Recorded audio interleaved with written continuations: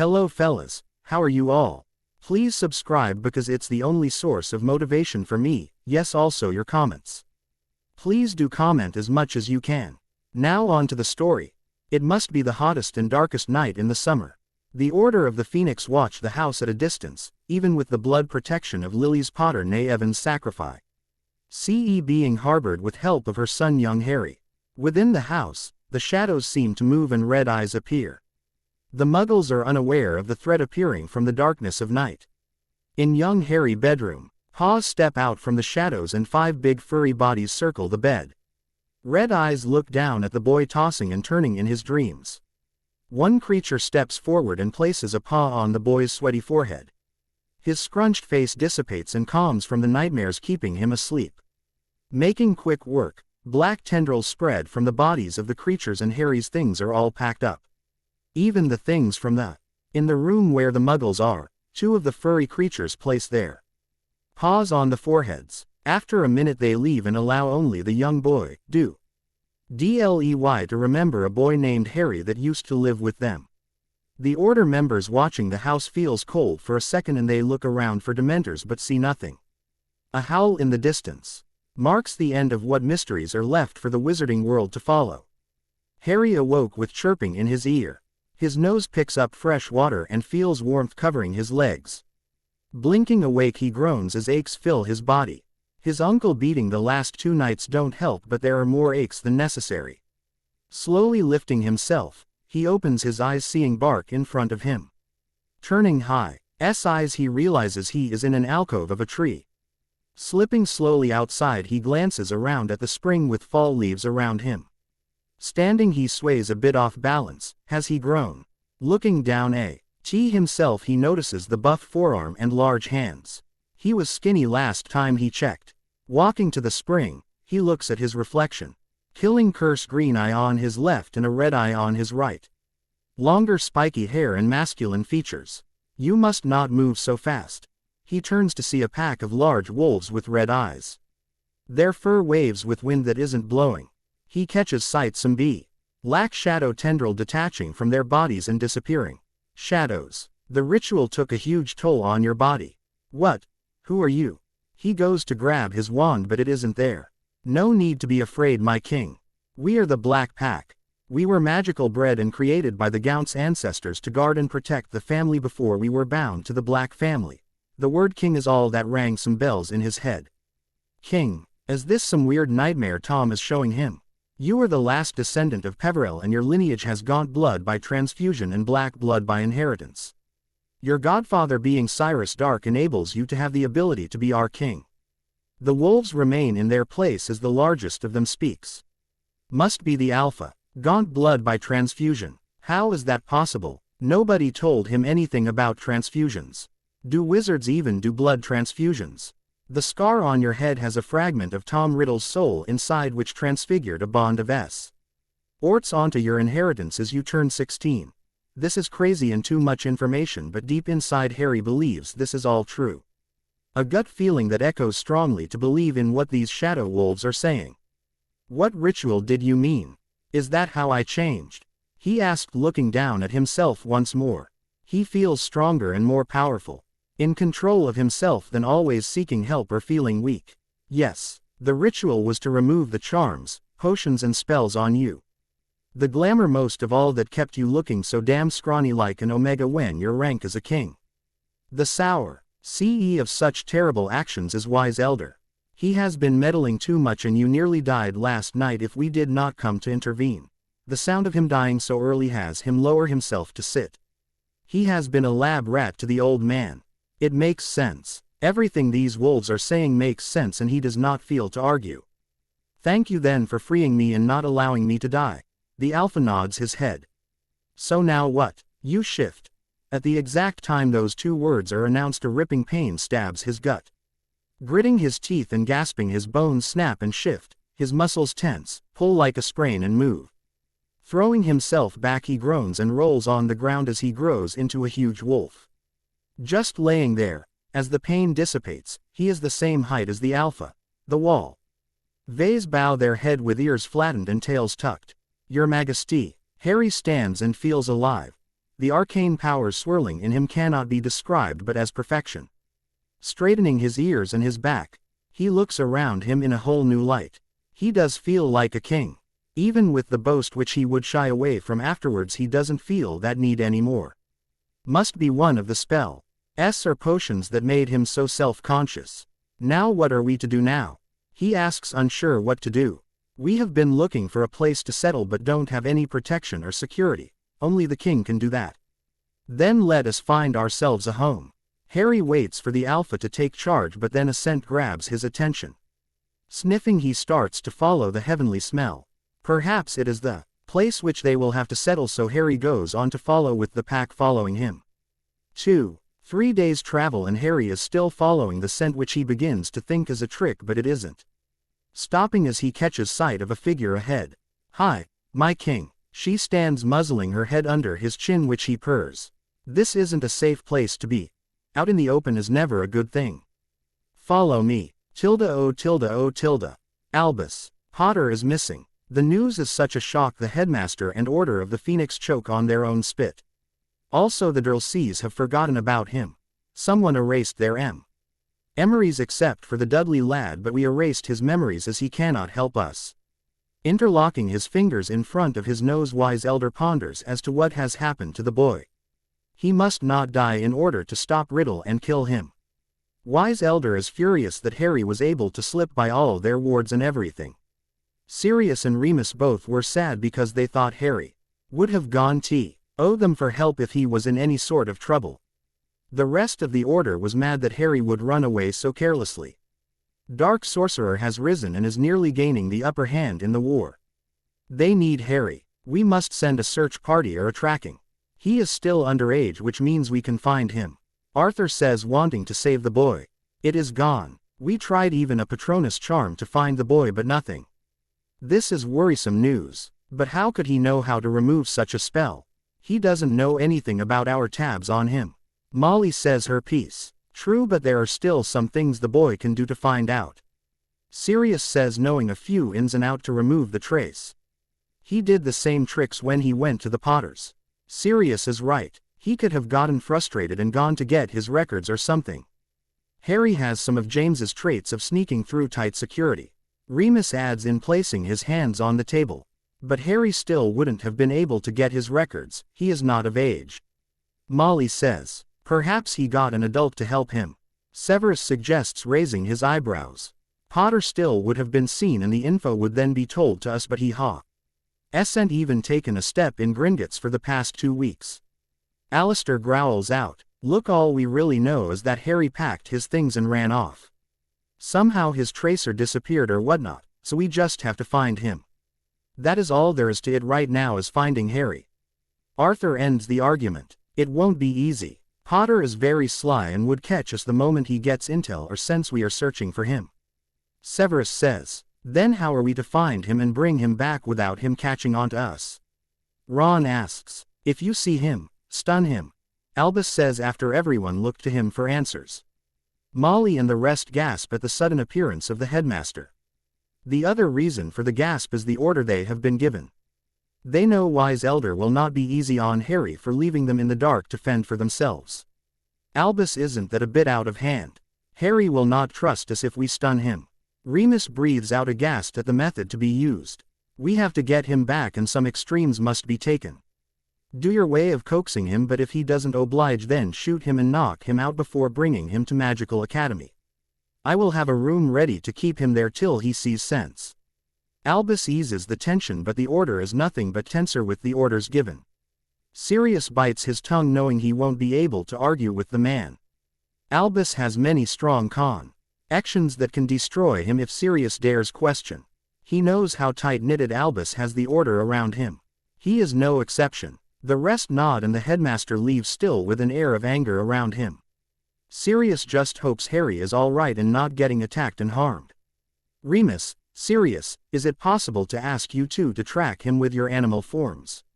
Arthur asks once Albus is gone. Yes, Hermione, Ron, Fred, and George along with Arthur, Alistair, and Remus should be the only ones going. We need Harry to be surrounded by familiar faces and with people he holds closest to his heart. We also need to prepare to apparate or portkey out of the spot if things turn south. Sirius deducts. Severus nods before getting up and leaving. The plan is set and now to put it in motion. Tilda. At Malfoy Manor, in the dark dining room where all Death Eaters sit and listen to Severus report. The Dark Lord, having thought out his plan in wooing the wizarding world, took back all his Horcruxes except for Potter of course. And resumed back into his younger form. Severus, report. Dark Sorcerer has been eager for Severus' return from the meeting of the Order. The Order will find Potter, but things still look impossible in finding him. They will try, and if all else fails, the Order will be without a savior. Giving you leeway in your reign over the wizarding world. The Potions Master is uneasy with all this. Potter is turning to be such a wild card. Shame. I thought Potter would put up more of a challenge, but the boy seriously is a coward. No matter, I shall leave the Order groveling. For their savior while I take this world into my grasp. Dark Sorcerer grins with his teeth showing, making some of his followers cringe inward. The Death Eaters all laugh half-heartedly along with their Dark Lord. One among them has mixed feelings. Draco Malfoy, a known enemy of Harry, is glad Potter isn't at school anymore, but then at the same time wishes for him to actually destroy the Dark Lord. Draco, it has come to my attention that you have gained your wolf inheritance. Dark Sorcerer looks toward the young Malfoy. Why yes, my lord. Can shift on will and is a strong alpha form. He nods shakily. Excellent. Then you are able to do this task easily. Follow me, my dear lad. The two leave the dining room. Draco gets up with a strong nod from his father and a nervous glance at his mother. Walking behind the young Riddle, they exit the back of the mansion. Turning to look at Draco, Riddle smirks. You will shift into your wolf form and search for young Harry. When you find him, bring him here unconscious and not dead. I will be the one to kill him. Why yes, my lord. Draco gulps nervously, and only return with Potter in your jaws. Am I understood? Dark Sorcerer glares down at the boy who shrinks back. What about school, my lord? He wants to be able to escape the Mont's gaze. You will be dismissed, but Draco. Don't fail me. Dark Sorcerer waves his hand at the little detail hat isn't as important as finding Potter and ending him. Draco nods before shifting and running out of the house and into the world to find young Harry. 3. She repeated me, but now she is being difficult. I don't understand it. The Alpha and Betas chuckle.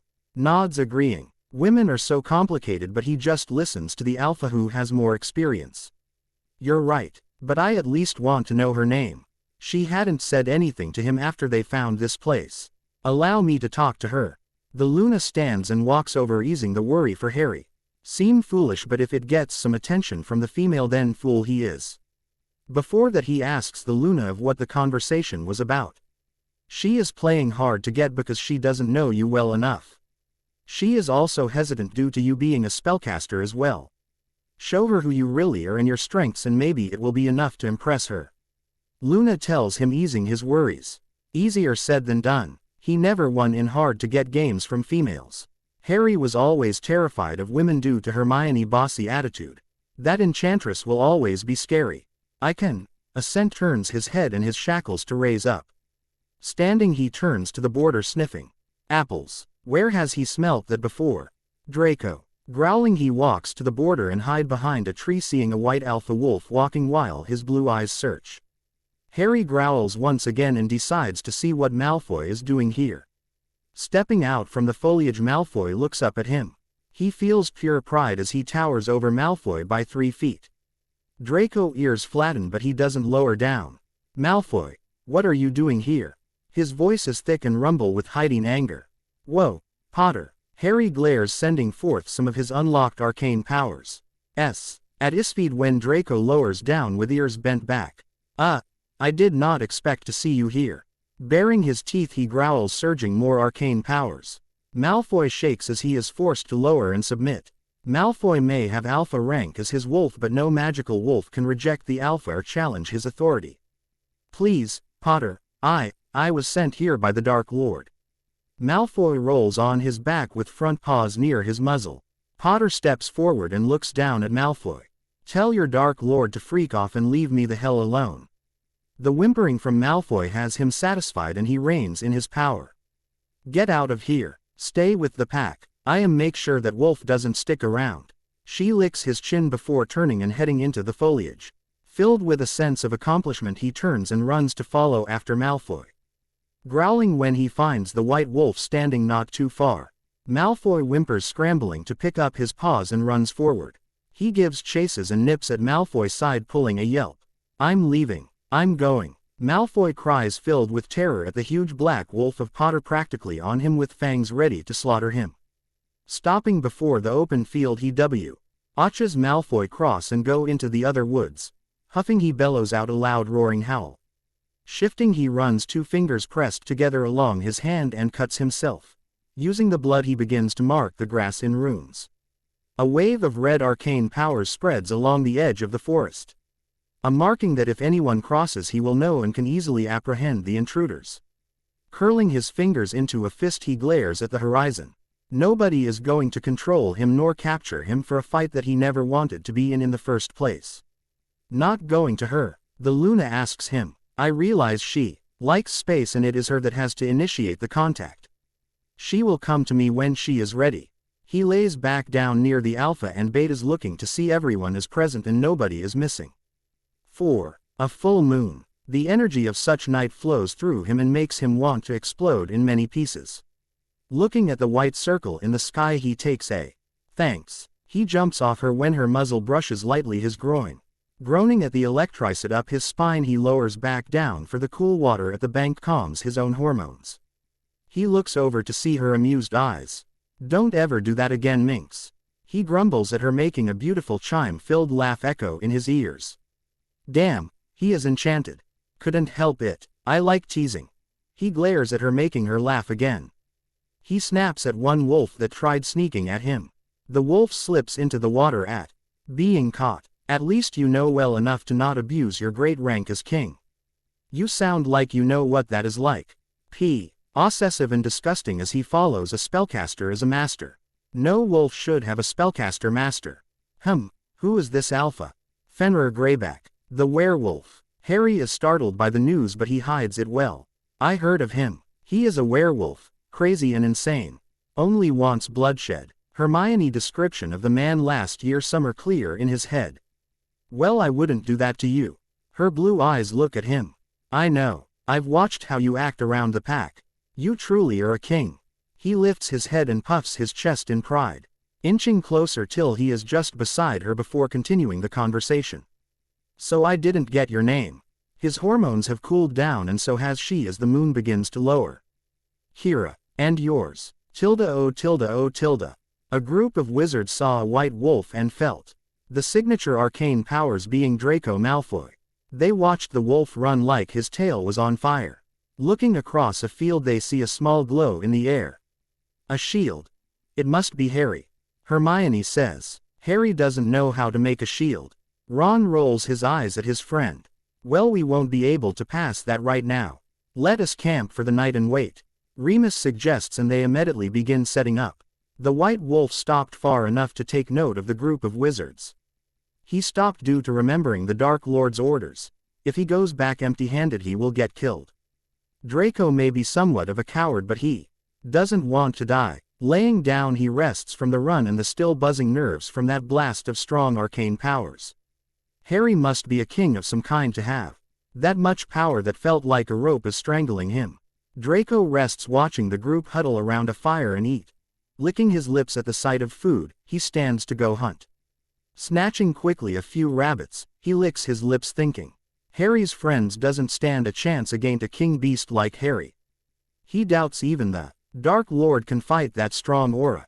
Taking a deep breath, he lays his head on his paws. He might be no match to fight against Potter, but that female in the back can help him. He just has to be alpha enough to bring that female over, and then he will bring her to the Dark Lord, luring Potter to them. It seems simple enough if he gets away with it. Gulping at the image of those long fangs bearing down at him and the slice nip against his fur, he nearly peed himself and wished he ran faster. Potter's huge frame gave him a strong advantage, but the speed always wanes. So that is his plan. Attract the female, lure both she and Potter to the Dark Lord, and job done. If Potter doesn't rip his head off his shoulders first, I hope I don't die from this. He thinks to himself, falling asleep, curling his tail underneath. 5. Okay. I can do this. Draco awakens the next morning and trotted to the border. Gulping at the shield, he takes a deep breath and shift. Taking out his wand, he blasts the shield. His silver arcane powers shines and continues to try drilling a hole through. Persisting, the shield drops, making him gasp. Thanking Merlin, he shifts once more and heads to where he met Potter. Gulping, he walks slowly with tail tucked at the seeming darkened forest. Trees seem to cover most of the sun, but he can still see where he is going. Shakingly, he arrives at the Terodiri and look around. He prays Potter hasn't woken up and is hiding to kill him. A snap! A branch has him flattened to the ground with tail tucked. Raising his head, he looks between the grass blades to see the female. She is eating a nice dough and is halfway done. His stomach decides to growl at the sight of a larger platter of food. Looking around, he senses no other wolf, but he still needs to be careful. Potter is good at sneaking around undetected. Stepping forward, he remains low but stops. He is an alpha. He can easily outrank the female. Bolder and more confident, he stands and steps out. The female looks at him tense. Taking a deep breath, he straightens out in the flickering her ears to flatten has him step closer. I can. He steps closer. For both of us, will be an added bonus out of this deal of luring Potter to the Dark Lord. Walking over, he sniffs along her from the middle of her back to her neck and then down to her ass. Snapping of a branch has them lift their heads. Please, Potter. I had to. He is going to kill me. Turning his head and clenching his eyes, he shakes so much he feels his bladder explode and he pees. Oh, he is not going to kill you. He will have to find you himself if ever he wants to. Opening his eyes, he screams as piercing pain rips up his leg. Crying out, his hands grab his thigh and his left fingers brush on the sharp teeth and some liquid, his blood, flowing out. Crunch. He cries, shedding more tears as his thigh is being bitten into down to his bone. He looks through blurry eyes. Potter let go and have his blood drip down on his skin. Grunting and withering as two other fangs rip at his arms and his ass is scraped along the ground. What have I done? He asks himself, weeping at the searing pain through his body. Oh tilde. Thank goodness you are okay. Harry is a wolf shifter. Sirius whispers in awe and fear at what his godson had just done. What? That is impossible. It would have shown, and if he knew, then he should have come to us instead of running. Hermione hisses, not believing it. Harry would never harm someone this graphic. Calm down, Hermione. Surely Harry has good reason to keep this from us. He will tell us after we catch him. Ron assures his friend and tries the shaking of his knees. He has seen rarely Harry's anger, but this is beyond anger.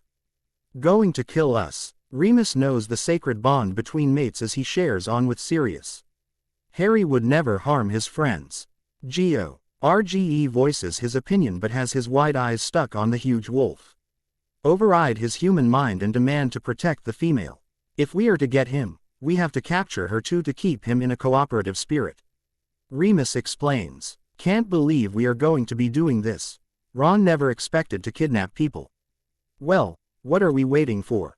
Let's go. Hermione gets rid of the horrid sight. She had seen and placed a brave face for everyone, including her Slef. Sirius tries to stop the girl from alerting the two, but the snapping of a twig silences the atmosphere.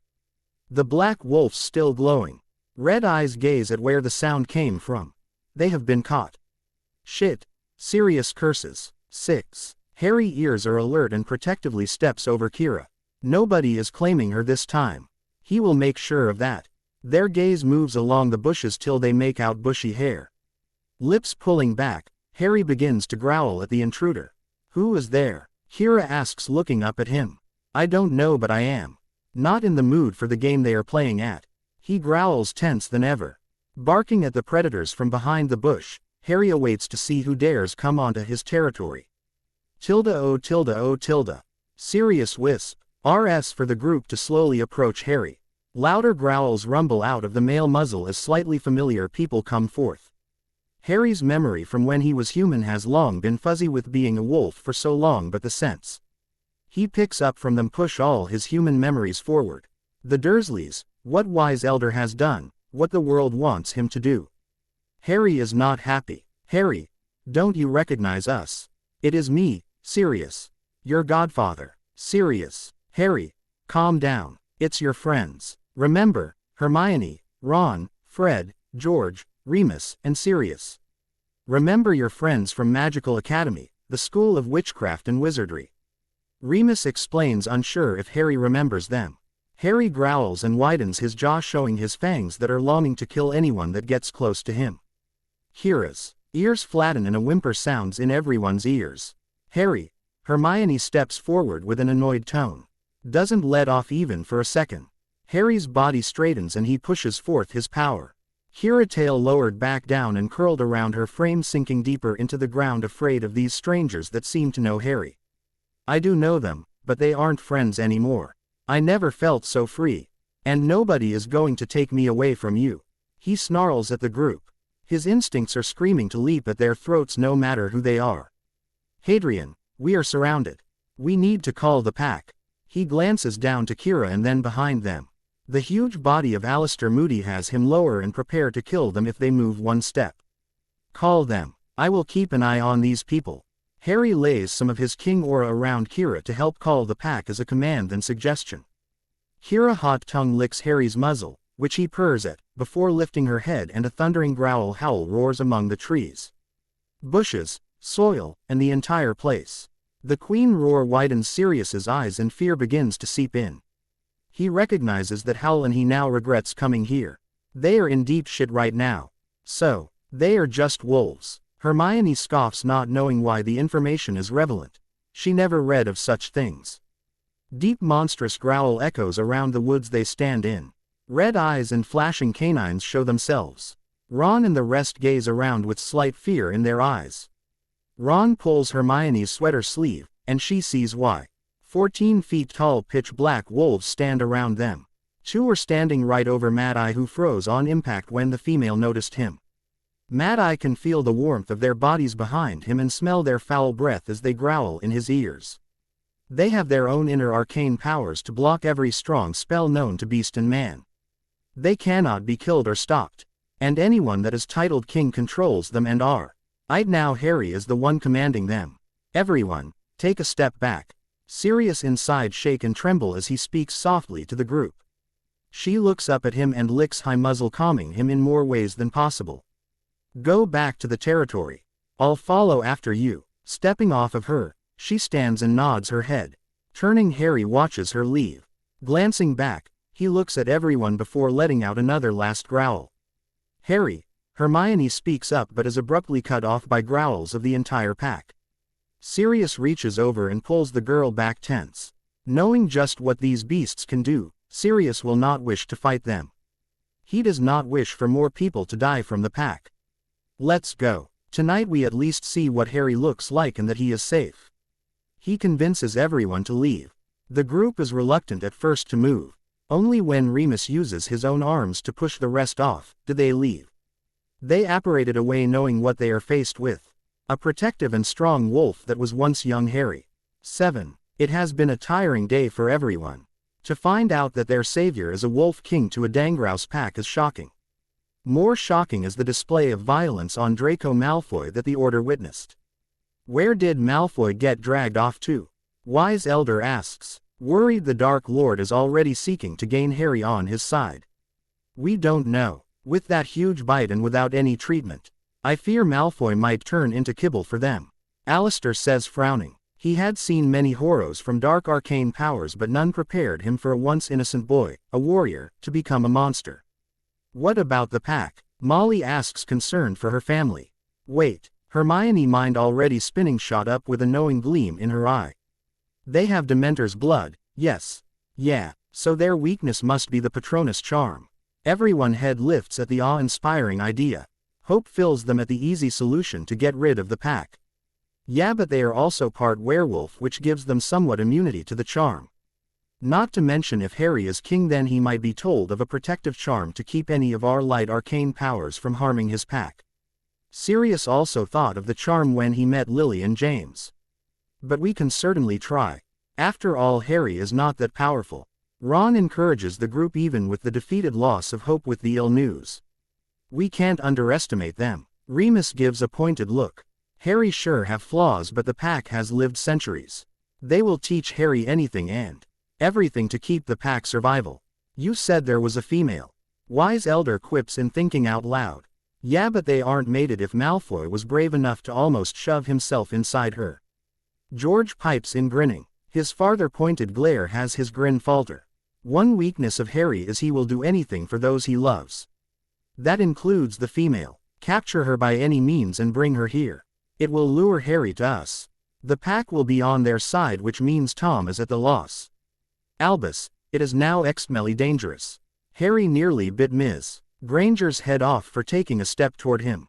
Capturing the female is going to have a war with the pack. Harry would never harm his family. Molly confidence made the situation worse. Sirius and Remus along with Fred and George know fully well, more than the others, that Harry's true family now is the female. Tilda oh tilda oh tilda. At Malfoy Manor, Narcissa is wearing out the rug in the library, walking back and forth.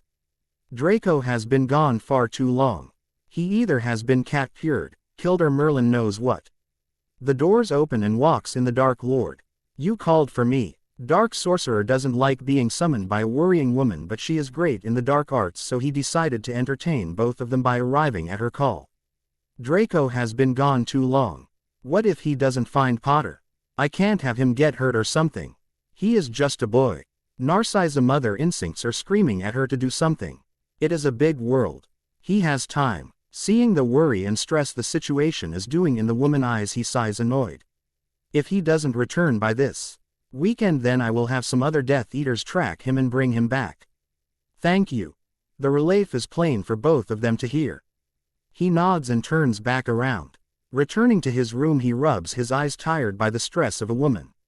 He himself doesn't know what it is to be a parent, but he still hates the weakness feelings due to others. He needs his Death Eaters to be heartless killers, not emotional wounded puppies. Greyback. He see. All's knowing his loyal werewolf will do the tracking deed quickly. Yes, my lord. Go find the young Malfoy and bring him home. When we get at least some general idea from his search, then he can return to the task. Of course. Fenrir nods and heads out of the manor before turning into his werewolf form and goes tracking the boy. The apple scent is faint, but he can still track it. The scent takes him 3 days to cross London and into a huge forest, stopping when other scents waft in his nostrils. Another werewolf, an animagus, 2 adult wizards, and the rest are young spellcaster and witches. Looking out into a clearing, he tenses. Crossing slowly, his arcane powers detects a shattered shield. Malfoy broke a strong shield. The kid is strong. Stepping closer to where the apple scent is strongest, he stops abruptly. Blood, thick and in massive pools staining the grass. Malfoy is hurt. Looking to where the blood trails off to, he feels it. The strong power of a wolf king. He is only half woe. LF, but even he won't be able to fight the king. Glancing back to where he came, he sighs. He has to fetch the young Malfoy, and that means entering the Wolf King's territory and fight a pack to get the boy. He takes a step toward the hanging curtain of leaves. A powerful surge of arcane powers has him twitch. Shaking his head, he tries to push through, but the arcane powers is an iron chain tugging him to stay out of the territory. Grunting, he summons all his arcane powers and walks in. A pack of black wolves catch his sight as he comes through to the other side. Breathing out in disbelief, he a few seconds of his instincts begging to go back. A clean deep growl turns his head to a huge wolf on a rock staring at him. Familiar green eyes from the image inside the Dark Lord mind as he shared the sight of what Potter looked like. Potter is the Wolf King. Get the freak out here. He catches sight of a familiar female hiding behind Potter. Kira, give me Malfoy. He growls back. The pack snarl at him, snapping, but they don't take a step. They will move upon their king's command. 8. Harry doesn't like being challenged. Fenrir has history in fighting and being a wolf that he will probably lose in a fight. One thing he counts will help is that his king aura and power will get Greyback to stay away. Give me Malfoy. A simple negotiation. Smirking, he looks to his betas to drag Malfoy to Greyback. Have him then. Get him. The 2 alpha betas go to the cage hidden in the cave behind the waterfall. They drag out a shaking human Malfoy with blood staining his body. Harry stares. At Greyback, ears pull back in shock, but he gently lifts the boy up on his back.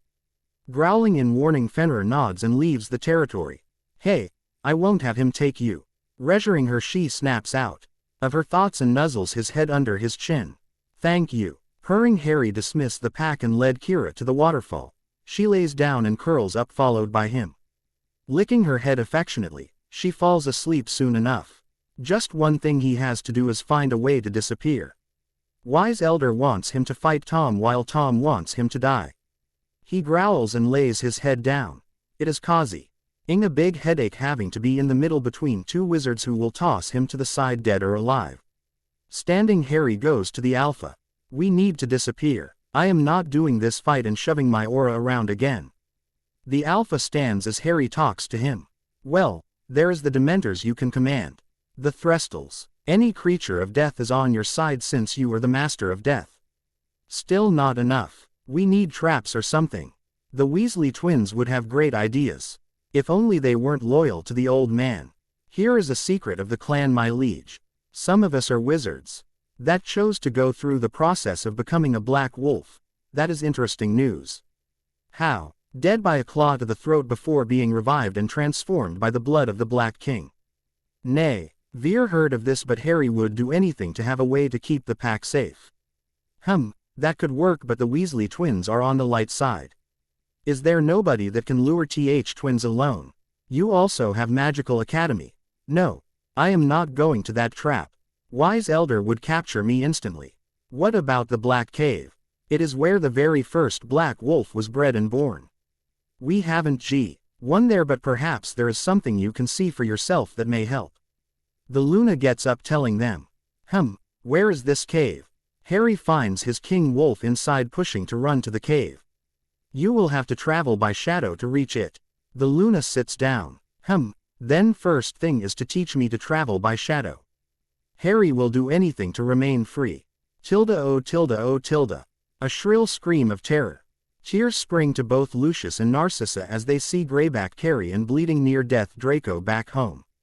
Narcissa and Severus run to use arcane powers on the boy to heal immediately. What is the Dark Sorcerer growls at hearing the scream that echoed the whole house. His eyes land on a bleeding young Malfoy and is surprised.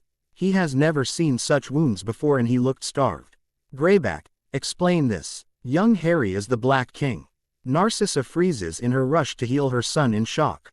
Severus takes over, seeing the woman stiffen. He already knows of Potter being a wolf kin. But he hadn't got time to tell anyone when Greyback returned. No, it can't. Lucius wraps his arms around his wife as shock fills her. Sissy, breathe. Bellatrix runs over to console her sister. It is all right. What is so grave about that? Dark Sorcerer has never heard of a Black King. The Black Clan were made from the blood of an alpha werewolf and a daughter of his werewolf father. That is when the Black Clan grew and have remained alive due to the immortality of the Dementors. Bellatrix explains with seriousness that hasn't been seen since she was in Magical Academy, before she went insane. Then I can command them. Quote, no, only a Black can command them, but now that Potter is the Black King, it is now on to a Potter born to command the pack if the king ever dies. Bellatrix explains slowly, relieves when her sister calms down her panic. When he wakes up, I want to talk to him. Dark Sorcerer leaves back into his room. Lucius, Narcissa, Bellatrix and Fenrir glance at each other with grim expressions. They fear for Draco life. He is hanging on it by a thread. Severus finished and is levitating the boy into his room. When inside the black and gray room, Draco wakes up. Don't move, Draco, Severus says, seeing the blue eyes opening. Tell the Dark Lord to stop going after Harry. The fact Draco said Potter's first name sent fear into Severus' bones. Those two are at each other's throats, insulting and fighting. Now with Potter nearly killing Draco, the roles have changed. Rest. Draco doesn't object and falls back to sleep in relief he is safe at home. He is not going back. 9. #warning # This chapter has some trauma mentions of nightmares and fear. The end of the trauma scene will be marked by the beginning of the sentence being in bold and underline. Like this. *, my lord, please don't. He needs rest. Lucius is begging for the Dark Lord not to bother his son from his healing. It has been a week and Draco has turned into a shell.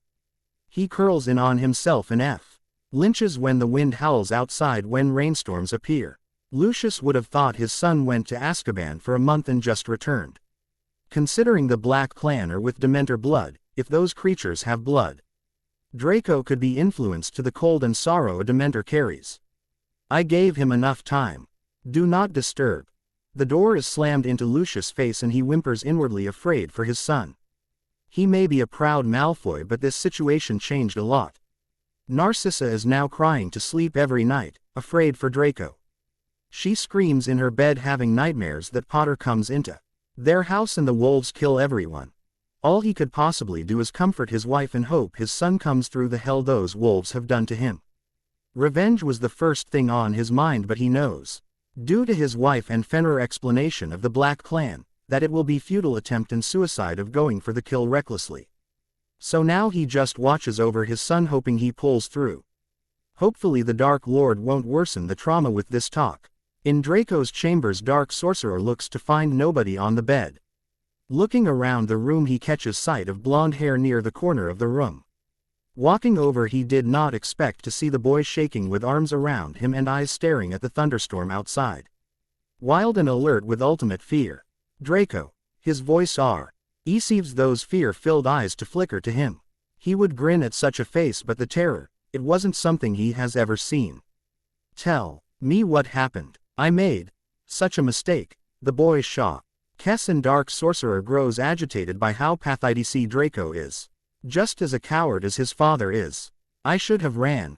I should have come back and never crossed the border. The cage, saying Nothing. Dark Sorcerer watches Draco curl into himself, deeply affected by whatever the Black Wolves have done to him. He is eager to know what powers Potter has obtained. Is he still a threat? What cage? What did they do? He asks, pushing on. Their aura. Cold, heartless, big black void. Draco cries and clutches to his leg that has been bitten by Potter. The ghost feeling of those fangs, biting right to his bone, echoes and spasms. Taking deep breaths, the pain goes away and he can calm down. What about Potter? Dark Sorcerer wants more information, but he knows the boy mind is hanging by a string. No, please don't go. He will have no problem chewing you like a chew toy. Please. Seeing Draco fall apart crying, Dark Sorcerer stood and walked out of the room, allowing Severus to enter and treat the boy. End of trauma scene. Greyback led me to Potter. I will see for myself what powers he has obtained. The fear in the alpha eyes shine bright, but a glare from his master, and the werewolf nods. Grasping the werewolf's shoulder, they apparate to the field near the border of the territory. Please, my lord, he will kill you a second time. The whimpering of his strong alpha has Dark Sorcerer take a deep breath to not strangle or curse the beast beside him. When did Potter become such a threat and nightmare that all his followers are turning scared? Don't lose your nerve, Greyback. Walking into the woods and wand at hand, he keeps himself alert. He notices Greyback hasn't followed him, making him grit his teeth. Stopping behind a tree trunk, he catches sight of his enemy. Young Harry is a huge black wolf. Bulky and taller than him by a few feet. The flashing of those canines has him impressed. Green and red eyes turn to meet his red ones. Potter had green eyes, not just one. Tom. The deep growl from Potter has a shiver rush up his spine. Potter. I did not expect this. He steps forward, unafraid of the creature. Unexpectedly, Potter's wolf form turned into a complete stranger. Blinking, Dark Sorcerer did not recognize the boy in front of him. Long silk black hair down to mid-back, green killing curse eye with a red blood eye gleaming. With caution, a rich, black fur cloak covers him with a black straight suit. The man before him does not look like Potter. Nobody ever expect the savior to go free, and yet here I am. Tell you what, since you have been constantly a thorn in my side since I was 1 year old, take this. Potter tosses a red rose at him, which he catches, and go conquer the wizarding world. Kill wise elder for both of us and leave me and my pack alone. He opens his mouth to laugh, but he stops. Serious, just like Severus, and expressionless. Dark Sorcerer hasn't ever seen such a determined man before. Wise elder may be brave in the face, but he too shows emotion. Potter. In all his dark and kingly glory, remains calm and concentrated. In a single meeting since a while Dark Sorcerer has grown respect for the boy. It is the dark aura around him that caused Dark Sorcerer to have respect to flourish inside him. You are not going to stop me. What changed? He can't stop the grin at figuring out the joke being played on him. He is not a fool. Wise elder, little mistake and slip up. I learned I am just a pawn in his game, and when I have done my job I will be cast in prison for the rest of my life. Not on his life will I allow myself to continue following a liar and abuser. Potter is dead serious, making him lose his grin. Dark Sorcerer always wanted to kill Wise Elder. Well, not always, since when he was 18 he just wanted to be a professor, but Wise Elder stopped him, making Dark Sorcerer hate his guts. When he split his soul to make Horcruxes and formed his Death Eaters, he figured out he doesn't need Wise Elder. He got his own power and became a great spellcaster.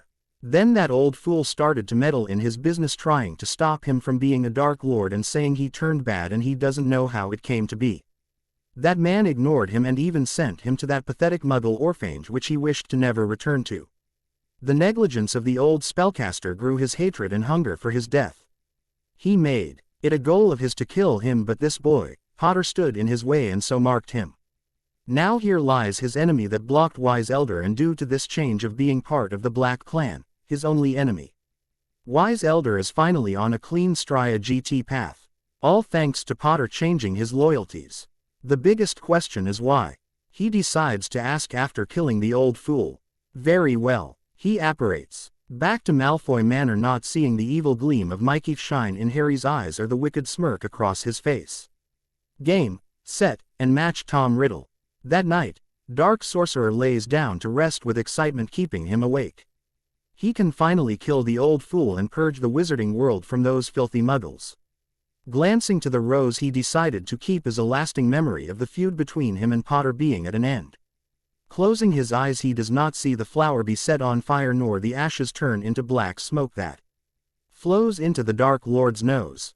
Through the open window, standing at a far distance on a hill, is a cloaked figure.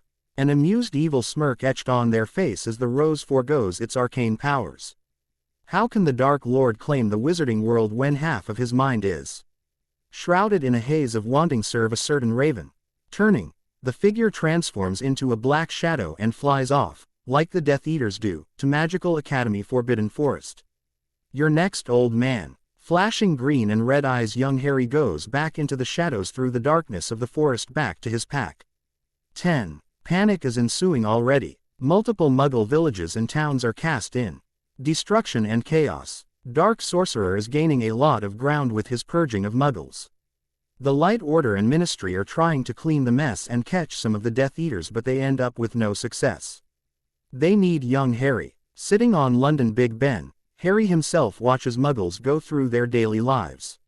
He has finished his training with the Alpha and has control over his dark arcane powers.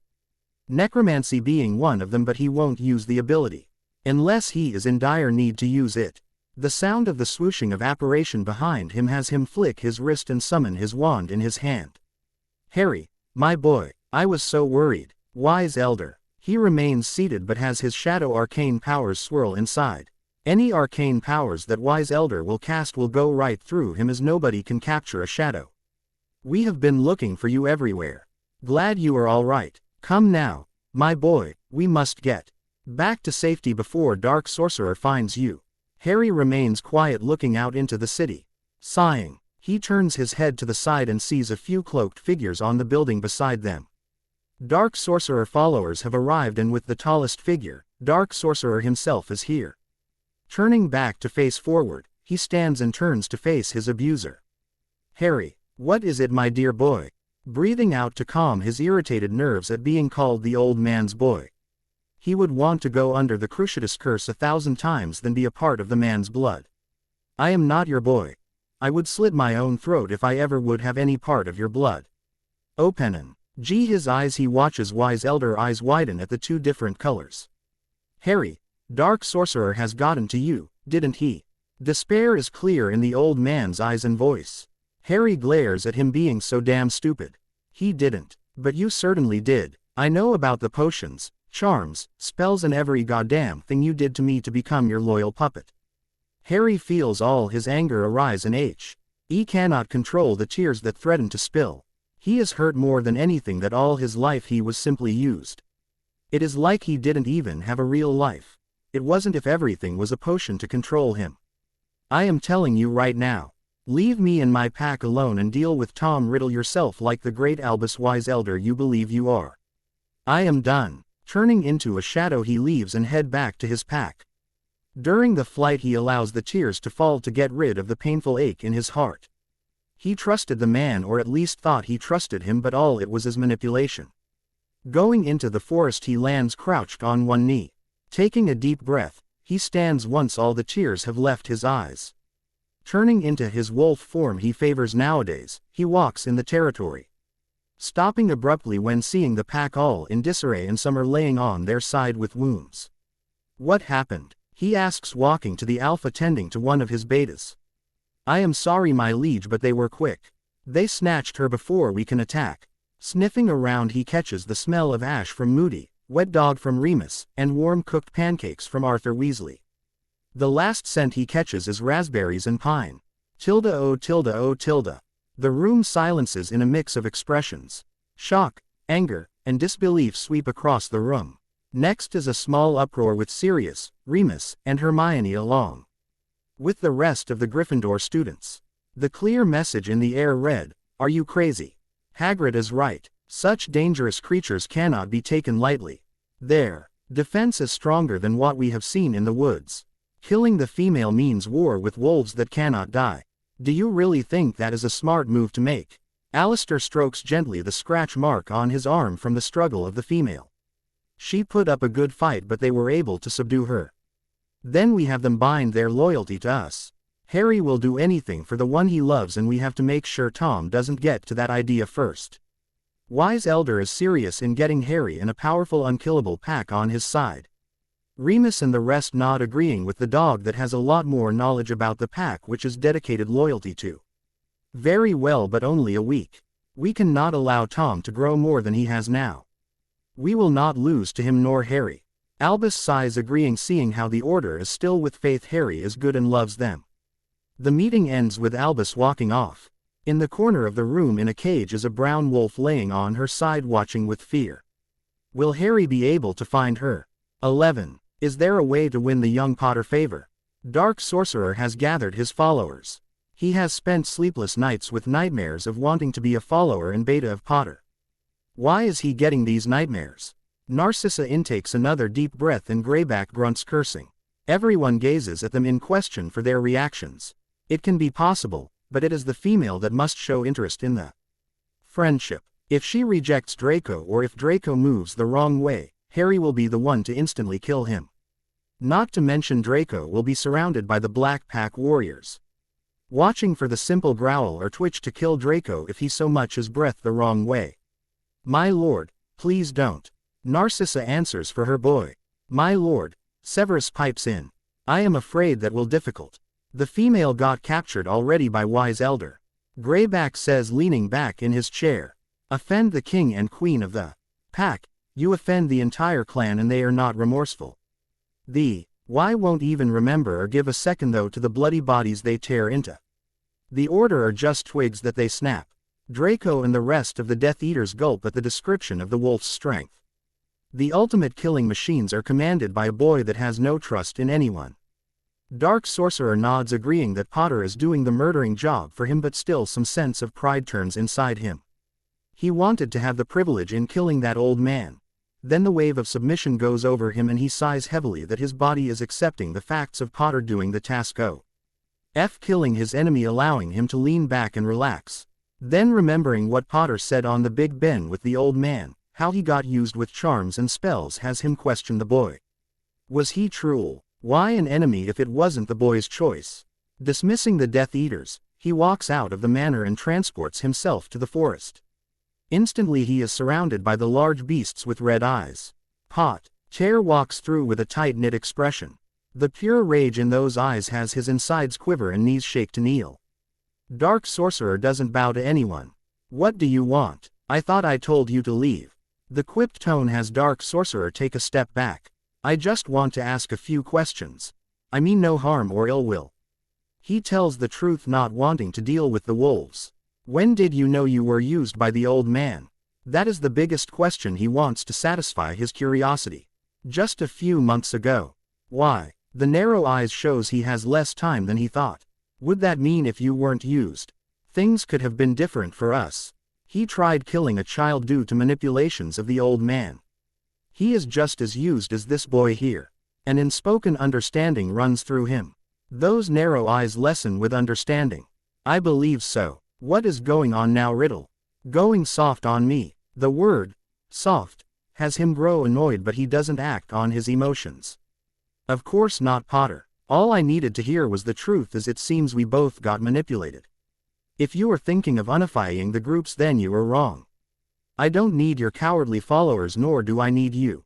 I have my own plans and ways to rid of those chickens called the Order of the Phoenix. You want to help? Stay out of my way. The pack backs away and heads deeper in the forest, leaving the two of them. You will want my help one day, Potter.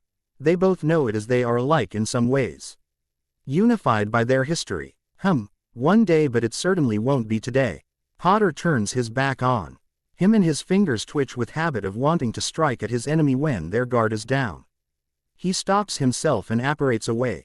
The weird feeling of submission that has haunted him the last few weeks is stopping him from doing anything to get the stronger man hurt.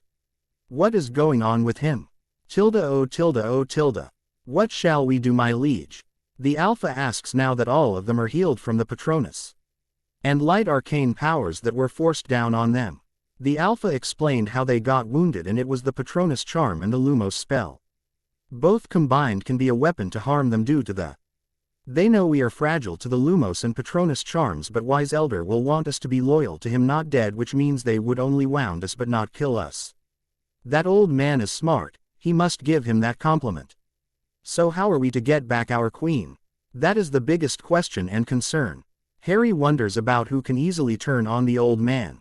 Severus Snape appears in his head, but he shakes it off. The man is two-faced with more double-crossing masks behind him. He doesn't trust him no matter what. Then the twins pop up, and that got him to wonder. The twins never showed who they are allied with. Sure, he saw them with the Order, but he knows well the twins just do what they need to in order to bring happiness to the world. Sadly, the twins no longer are at Magical Academy. Neville is also an option, but he is still unsure.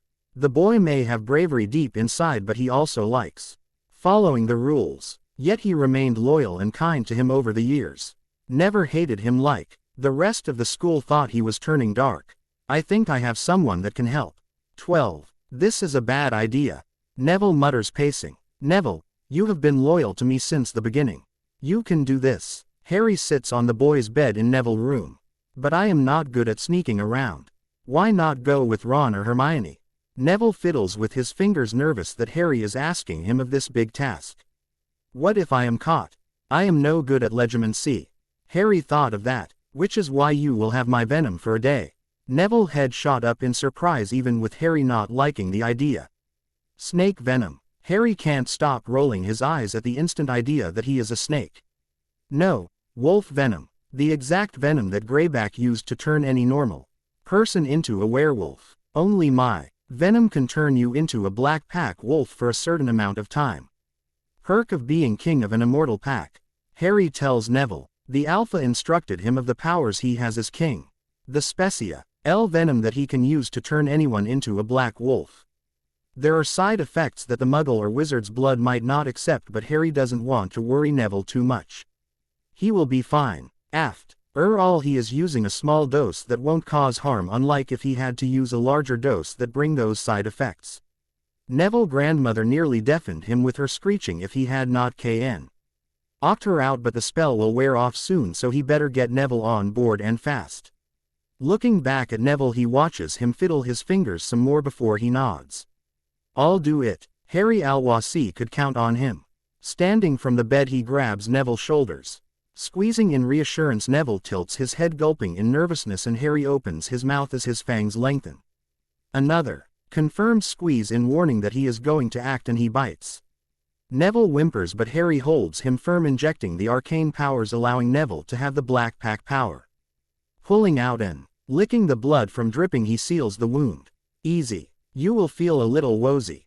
Harry guides Neville on the bed as the boy sways from the injection. Nobody can penetrate your mind while the venom is inside you. You have tomorrow to find where she is. I am counting on you, Neville. I won't let you down, my liege.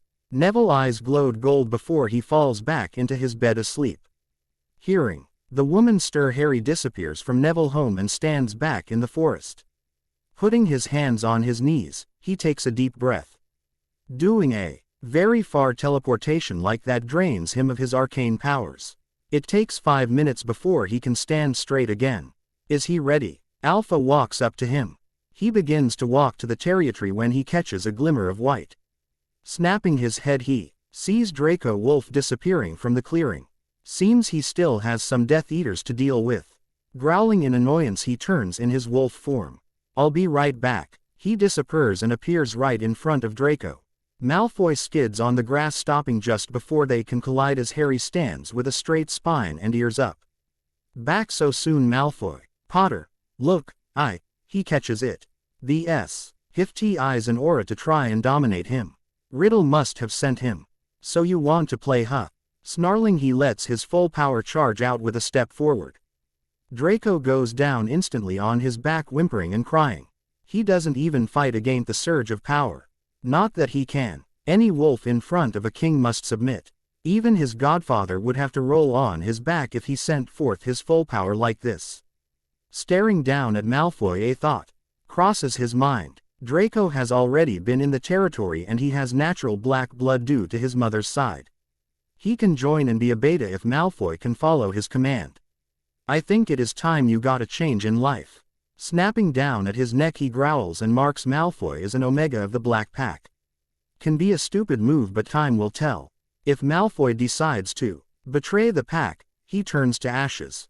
Removing himself off of the White Wolf, he reins back his power and watches Malfoy roll onto his stomach, licking his fangs as they ache. Rom injecting venom twice in an afternoon. You marked me. Malfoy head sways left and right. He takes a step to run, but he doesn't go far before he lays down, falling asleep as Harry's arcane powers flows through his veins, letting out a howl that spans the land. The pack howls echo back. His eyes glow green and Malfoy wolf body is levitating in the air. Walking back to the territory, Malfoy body follows after him. Sire, this is a crazy idea. Alpha immediately walks over, concerned. I don't see a downside. He rejects his new role and he dies. No trouble whatsoever. His eyes glowed, lowering Malfoy down on a rock. What about Dark Sorcerer? He will be bending to our demands soon. I am enhancing the Rose arcane powers. Roaring a howl, a swirl of arcane powers vibrates the ground, traveling to wherever Riddle is. And the Order of the Phoenix? Alpha Beta asks. Will be dealt with soon enough. Harry stares at the sunset and feel pride swell. Things are going according to plan. If no, then people shall see what the boy who lived can truly do. 13. She is awake. Ron walks in Wise Elder office where the Order is having a meeting. Growling with baring fangs, Wise Elder doesn't twitch. He knows she will be hostile toward them. After all, being captured isn't a great feeling. We only want Harry to join back to our side and stop our enemy. The female doesn't growl and lowers her lips, but her hair is standing on end. We need your help for that to happen. Narrowing her eyes, she growls, standing and turning her back on them. It is clear she is not going to cooperate. Sighing, Wise Elder waves at everyone to leave. He too leaves, deciding to give her some time to come to her senses. Hey Neville, Ron calls to the boy. You all right? Yeah. Hermione, can I ask for your help with some of the homework? The fiddling of fingers and normal shyness doesn't alarm anyone that he is up to something. Sure. Hermione doesn't object to showing off her knowledge. Neville glances at the door as Wise Elder closes it. Hermione leaves, followed by the nervous boy. Nobody saw how Sirius tensed when he felt Black Pack arcane powers. Looking at Neville, he quickly sees the small curve of black mark on his neck. Neville is doing something for Harry. Sirius grabs Remus' arm quickly when Wise Elder dismissed them. When safe from prying ears, Sirius laughs. Remus looks at his friend and lover in confusion. How do you know? Neville doesn't seem to be acting strange. I know the feel of the Black Pack power. Neville got marked on his shoulder where his robes hide, but I saw the slight curve of the mark when he moved. Harry is a genius. Nobody would suspect shy and timid Neville in sneaking around as a spy. Sirius laughs, so proud of his godson even if he is a slight enemy. So what do we do? Remus is proud of the planning Harry is doing but confused to what the knowledge does to them. We can use Neville to get to Harry. Remus. I want my godson back, and if he is back to being loyal to us, then we can help him stop Dark Sorcerer. Sirius, remember the last time Harry saw us? He growled at us. Surely that means he don't want our help or be loyal to us. Remus does want Harry back, but this is madness. If Neville's position is compromised, then he would need some help from his king. Sighing, Remus nods understanding. Then let us hope Harry is in speaking terms. The two marauders head to Neville. The shorter one of the two practically skipping in glee. He misses his godson, and this war is doing nothing good to him. If he had a choice, he would rather have his son safe with wise elder than be Dark Sorcerer's pet. That is his worst fear. They find Neville in the library with Hermione. Hermione is talking non-stop about a subject, completely clueless of how Neville isn't even paying her attention. They walk over and Hermione shuts up. Neville, we wanted to ask you something. Mind coming with us? Remus asks, since he is more a familiar face than Sirius. All right, maybe later, Hermione, we can continue. Hermione nods, still thunderstruck that her lecturing of 300 pages of information is put on hold. Remus guides the boy to the ROR. Upon entering, they see a fireplace with green fire. Sirius and Remus glance at each other before nodding and shoving Neville in while saying Grimmauld Place. They too step in and find Neville sprawled on the floor. Why am I here? The young boy asks, tense and alarmed. Harry thinks his arcane powers can hide from me. I will always feel the Black Clan arcane powers, and I saw the curve of your mark on your shoulder. Sirius explains, keeping his distance. A growl echoes and they look around thinking Harry has come, but there is no sign of a wolf. They eye each other before looking at the only other person that could be the source. They are surprised to find glowing gold eyes and fangs from Neville. I am not betraying my king. He growls, standing up, and instantly the marauders see their friends Frank and Alice standing there inside the boy they created. Frank's height and build along with Alice's stubborn fighting personality. We are not asking you to do that, Neville. We just want to talk to Harry, that is all. Remus reaches his hands out to calm the boy. Well, why didn't you say so? All three look to the right near the door entrance. Harry in a leather jacket with black shirt and blue jeans leans on the doorframe with arms crossed. He looks just like a black. Sirius and Remus think the same, gawking at the boy whose green eyes still glow like the killing curse. I am sorry, my king. They tricked me, and there is no need to apologize, Neville. You aren't in trouble. You did a great job. Neville's glowing gold eyes diminish and he walks to the boy. He whispers something in Harry's ear and pulls away. Thank you, Neville. You can stand next to Draco while waiting. Remus and Sirius snap their heads to the left side of the room where a blonde is sitting casually drinking tea. Neville walks over and sits next to the blonde. Draco offers a cup and Neville accepts it. Blinking, the two adults cannot understand how pure-blooded the shy boy is acting. While my second-in-commands are enjoying themselves. How about we get down to what you want to talk to me about? Harry steps into the room, squaring his shoulder. Second-in-command. You mean to say you have a Death Eater as a second-in-command? Draco growling snaps Sirius' mouth shut. I have nearly all the Death Eaters at my command, but that is information you don't need to know. Harry sits down in a single chair, glancing to his second-in-commands. They may be sitting and drinking tea, but the tense shoulders show they are prepared to pounce. Harry, why don't you join with us again? You can easily destroy the Death Eaters' sink. You are their commander and the war will be over sooner than later, and then you can frolic with your clan with no worries. Remus explains, earning an eyebrow raise from everyone at the word frolic. She is not harmed. No, only caged. The growl shakes them to their core, and Draco and Neville bow their heads. The deep, dominating tone of their king is a force not to be taken lightly. Wise Elder's idea, and besides, we didn't know if she was going to attack the students. Sirius explains, not buying his words at all. You mean you would go to war against us? Remus announces, not liking how Sweet and strong boy turned into a vicious bloodthirsty man. He can be just as bad as dark sorcerer or worse if ever, Merlin forbid, he turned evil. How did you even know where we would be? The question got everyone to wonder. The Black clan is linked to the Black family. Every member home is known to the Alpha, and when you two stepped in here the Alpha told me of Grimald Place. Alpha has known for a while of your Order of the Phoenix meetings here. Sirius turns his head in guilt. He hadn't thought that the clan would even know their locations. He just thought they just had to be summoned. Yet they have been tracked and watched their entire lives. So what are you going to do to us? Remus asks the big question. Harry stands up and walks over to stand face to face with his professor. The second in command stood and stared at the two marauders while Sirius eyes Harry. Opening his mouth, everyone prepares for whatever he might say. Closing curly bracket, pipe opening curly bracket. To be continued. 14. Me. Nothing. You show. LD be more concerned of whom you have caged. Harry steps back and flick his wrist to Draco and Neville. The second in command step forward and on either side of their king. Good luck. Their shadow spread into a portal of black mist and the three fall right down into it. Remus and Sirius stare at the wooden floor that once had three boys standing on it. Harry's words echo in their heads. Whom you have caged, the female. Sirius and Remus turn to the fireplace, but there is no fire. Sirius casts a fire spell but nothing. The flow is shut down. Let's send letter to wise elder. Remus does as Sirius suggests but jumps when their owl lay on the floor with a broken wing. What is going on? Sirius asks, growing concern swirling in his chest. We have to warn wise elder. How are we to do that, Sirius?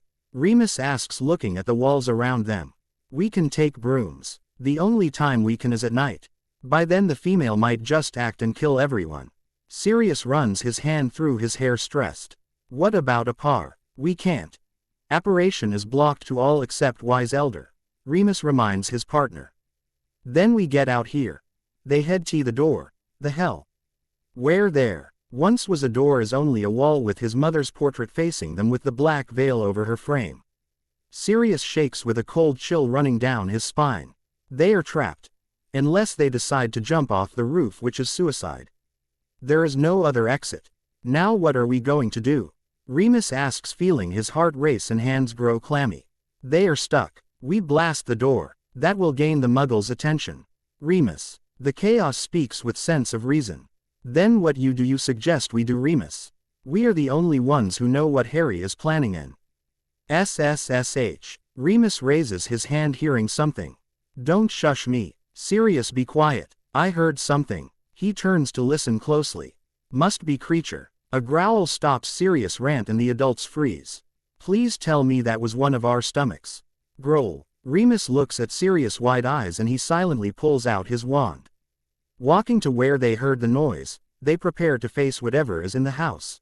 Following the growls, they arrive in the family tapestry room. A dark figure is facing the wall with its back to them. They approach slowly, ready with a spell in their heads. The creature turns, growling, and it is too late. Chains snap above them. Clang. Remus and Sirius are in an arcane powers rune-forged cage. The exact one that they had trapped the female wolf. The creature shifts, revealing a killing cursed green eye and a blood-red eye. Harry. Remus gawks at the boy. Great. Now what? Sirius exclaims. Miles away in a dark manor deep inside is a group of enchantress and wizards all dressed in black. A long dark mahogany table stands in the center of the room with many wooden chairs on either side of it. At the far end sits the Dark Lord and across him is a casually sitting King Harry, while Nev, Il and Draco stand behind the chair with arms behind them. Gold eyes illuminated in, observing every single person in the room, waiting for the slightest twitch that would bring harm to Harry. What brought you here, Potter? Riddle asks, curious about his soon-to-be puppet sitting across from him and disturbing his Death Eater meeting. It is time for you to finally succumb to the arcane powers inside you. The Death Eaters glance at each other, unsure what the boy means. What do you mean? A glow of those eyes, and that is when it hits him. Riddle feels his skin ripple, his heart skip a beat and his mind spins off its axis. Hot coals burn in his gut and he begins to pant. My lord. Bellatrix stands concerned for her master. What is going on? Riddle has never felt such weight on his shoulders and he slips down on the floor. Eyes go back and forth between Potter and the Dark Lord. What are you doing to me? Harry would never admit how much pleasure he is feeling at watching his enemy succumb to his arcane powers. Riddle is no longer the evil monster many view him. All the hate he harbored is gone, thanks to him. Riddle will now be a respectable and charming man he once was before he split his soul into 7 shards. Riddle lifts up on his hands and knees and looks at him, arching an eyebrow, daring for Riddle to go against him. The man stands and walks over to him before kneeling and sitting by his feet. That works too. His eyes still glowing, he faces the Death Eaters. How dare you control our Dark Lord? Bellatrix's screech echoes in the room before she lifts her wands. Enough hiding then, he says. Letting go of his grasp on his arcane powers, he allows all the power to rush forth and capture everyone by their throats. A wave of dark and heavy arcane powers invisi. Billy grasps every person's throat and squeezes like there is a literal hand choking them. Even Neville and Draco grunt, feeling the blunt of power being so close. Riddle slids on his back and spasms, gasping and trying to breathe properly. Looking at Bellatrix, he awaits for her to get on her knees before he reins back his power. It doesn't take long before the Enchantress lowers and is spasming just as much Riddle is. Their heads clear up as Potter's arcane powers pulls off of them. They sigh heavily as they are released from the force. They straighten up and eye warily the boy they thought was weak.